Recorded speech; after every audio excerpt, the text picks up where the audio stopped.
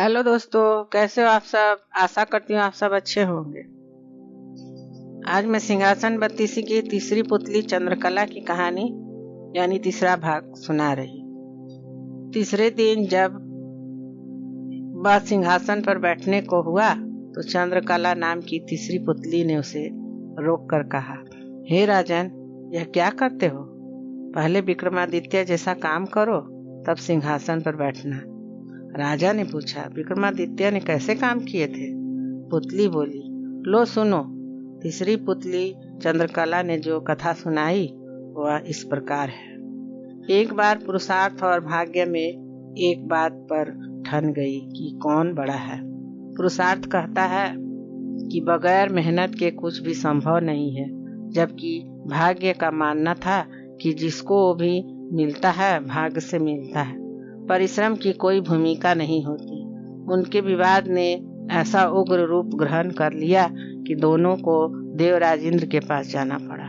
झगड़ा बहुत ही पेचीदा था, इसलिए इंद्र भी चकरा गए। पुरुषार्थ को वे नहीं मानते जिन्हें भाग्य से ही सब कुछ प्राप्त हो चुका था। दूसरी तरफ अगर भाग्य को बड़ा बताते तो पुरुषार्थ उनका उदाहरण प्रस्तुत करता, जिन्होंने मेहनत से सब कुछ अर्जित किया था। इंद्र असमंजस में पड़ गए और किसी निष्कर्ष पर नहीं पहुंचे। काफी सोचने के बाद उन्हें विक्रमादित्य की याद आई। उन्हें लगा सारे विश्व में वह इस झगड़े का समाधान सिर्फ वही कर सकते हैं। उन्होंने पुरुषार्थ और भाग्य को विक्रमादित्य के पास जाने के लिए कहा। पुरुषार्थ और भाग्य मानव भेष में विक्रमादित्य के पास चल पड़े। विक्रमादित्य को भी झगड़े का तुरंत कोई समाधान नहीं सूझा।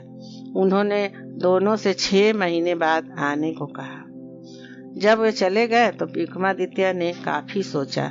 समाधान के लिए सामान्य जनता के बीच भेष बदल कर घूमने लगे। काफी घूमने के बाद भी जब कोई संतोषजनक हल नहीं खोज पाए तो दूसरे राज्यों में भी घूमने का निर्णय किया। काफी भटकने के बाद भी जब कोई समाधान नहीं निकला तो उन्होंने एक व्यापारी के यहाँ नौकरी कर ली। व्यापारी ने उन्हें नौकरी उनके यह कहने पर दी कि जो काम दूसरे नहीं कर सकते हैं वे कर देंगे। कुछ दिनों बाद वह व्यापारी जहाज पर अपना माल लादकर दूसरे देशों में व्यापार करने के लिए समुद्री रास्ते से चल पड़ा। अन्य नौकरों के अलावा उसके साथ विक्रमादित्य भी थे। जहाज कुछ ही दूर गया होगा कि भयानक तूफान आ गया। जहाज पर सवार लोगों में भय और हताशा की लहर दौड़ गई। किसी तरह जहाज एक टापू के पास आया और वहां लंगर डाल दिया गया। जब तूफान समाप्त हुआ तो लंगर उठाया जाने लगा, मगर लंगर किसी ने उठाए न उठा। अब व्यापारी को याद आया कि विक्रमादित्य ने यह कहकर नौकरी ली थी कि जो कोई न यहाँ कर सकेगा वह कर देंगे। उसने विक्रम से लंगर उठाने को कहा। लंगर उनसे आसानी से उठ गया। लंगर उठते ही जहाज तेज गति से बढ़ गया, लेकिन टापू पर विक्रमादित्य छूट गए। उनकी समझ में नहीं आया कि क्या किया जाए। द्वीप पर घूमते फिरते चल पड़े। नगर के द्वार पर एक पट्टियां टंगी थी जिस पर लिखा था कि वहां की राजकुमारी का विवाह पराक्रमी विक्रमादित्य से ही होगा। वे चलते चलते महल तक पहुंच गए। राजकुमारी उनका परिचय पाकर खुश हुई और दोनों का विवाह हो गया। कुछ समय बाद वे कुछ सेवकों के साथ ले अपने राज्य की ओर चल पड़े। रास्ते में विश्राम के लिए जहां डेरा डाला वहीं एक सन्यासी से उनकी भेंट हुई। सन्यासी ने उन्हें एक माला और एक छड़ी दी। उस माला की 2 विशेषताएं थी। उसे पहनने वाला अदृश्य होकर सब कुछ देख सकता था तथा गले में माला रहने पर उसका हर कार्य सिद्ध हो जाता। छड़ी से उसका मालिक सोने के पूर्व कोई भी आभूषण मांग सकता था। सन्यासी को धन्यवाद देकर विक्रमादित्य अपने राज्य लौटे।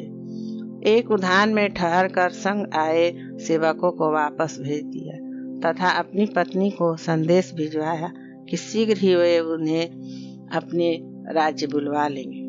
उद्यान में ही उनकी भेंट एक ब्राह्मण और एक भाट से हुई। वे दोनों काफी समय से उस उद्यान की देखभाल कर रहे थे।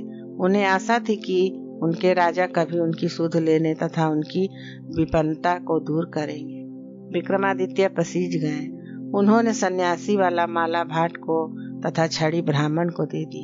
ऐसे अमूल्य चीजें पाकर दोनों धन्य हुए और विक्रम का गुणगान करते हुए चले गए। विक्रम राज्य दरबार में पहुंचकर अपने कार्य में संलग्न हो गए। 6 मास की अवधि पूरी हुई तो पुरुषार्थ तथा भाग्य अपने फैसले के लिए उनके पास आए। विक्रमादित्य ने फैसला दिया कि भाग्य और पुरुषार्थ एक दूसरे के पूरक हैं। उन्हें छड़ी और माला का उदाहरण याद आया। जो छड़ी और माला उन्हें भाग्य से सन्यासी से प्राप्त हुई थी, उन्हें ब्राह्मण और भाट के पुरुषार्थ से प्राप्त किया। पुरुषार्थ और भाग्य पूरी तरह संतुष्ट होकर वहां से चले गए।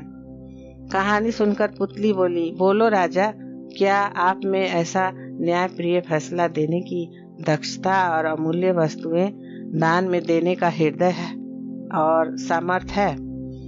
राजा की सोच में पड़ गए और तीसरे दिन भी सिंहासन पर नहीं बैठ सके। चौथे दिन चौथी पुतली कामकंदला ने सुनाई विक्रमादित्य की दान वीरता की कथा।